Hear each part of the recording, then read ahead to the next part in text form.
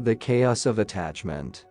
This is one of the basic teachings in Buddhism. We suffer because we attach ourselves to external things, which, in essence, are beyond our control. By doing this, we actually resist the fundamental truth about existence. Change is the only constant. Our youth and looks fade with time. The people we love will disappear. Our success will end one day. The key is to have a deep appreciation for what's happening in the moment while acknowledging its impermanence and willingness to let it go. I quote the Buddha, "The good renounce attachment for everything. The virtuous do not prattle with a yearning for pleasures. The wise show no elation or depression when touched by happiness or sorrow." The Virtuous Choice.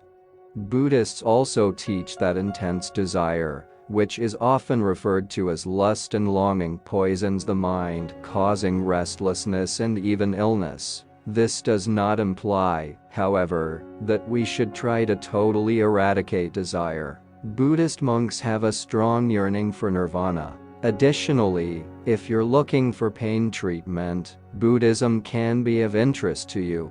That being said, there is nothing wrong with desire per se. The secret is to have the correct desires, and to protect ourselves from the false impressions that mislead us. In Buddhism, this means training the mind. I quote the Buddha, "Just as rain breaks through an ill-thatched house, so passion penetrates an undeveloped mind. Just as rain does not break through a well-thatched house, so passion never penetrates a well-developed mind." Ephemeral Euphoria.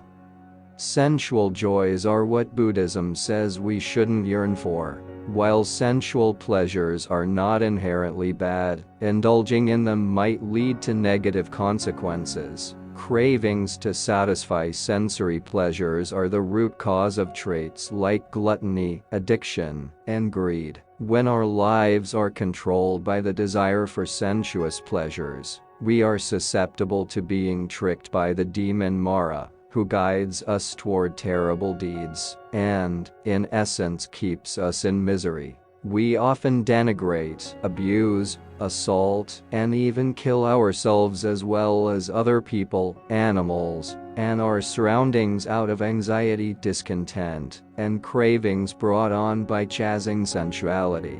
I quote, "Just as a storm throws down a weak tree, so does Mara overpower the man who lives for the pursuit of pleasures, who is uncontrolled in his senses, immoderate in eating, indolent, and dissipated." The Alchemy of Suffering.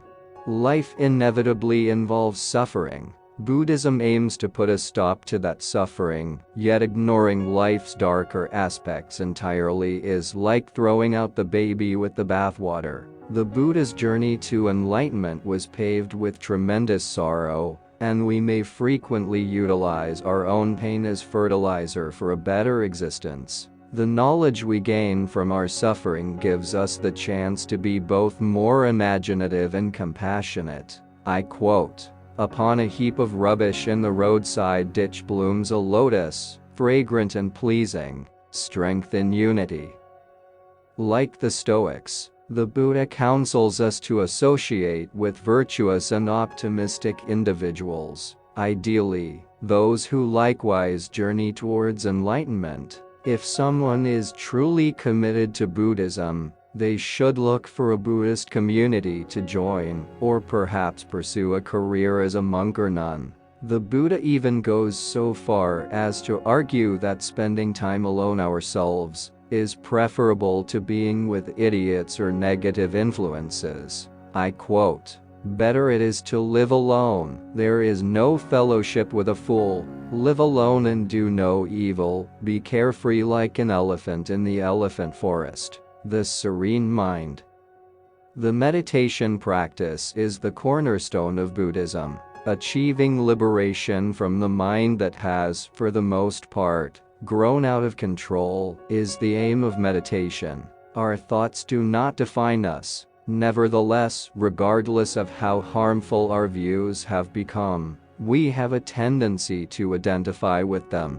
We become present in the moment, free of cravings and the weight of the past or future, when we are able to stop overanalyzing and give up all cerebral pursuits. Herein is the source of happiness. I quote, "He who delights in subduing evil thoughts, who meditates on the impurities and is ever mindful, it is he who will make an end of craving and rend asunder Mara's fetter."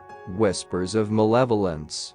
A lot of the things we do don't cause pain right away. For example, indulging our senses may provide us with momentary pleasure without the accompanying discomfort. Furthermore, deception, lies, manipulation, and even robbery can result in instant happiness or the avoidance of suffering. However, evil's effects will eventually catch up with us. Maybe we've developed an addiction, to the point where our lives are driven by insatiable cravings. Alternatively, we have lost our credibility as a result of our falsehoods and deception, which affects not just the environment, but also us. Buddhists hold that both reincarnation and karma, the spiritual concept of cause and effect, are true.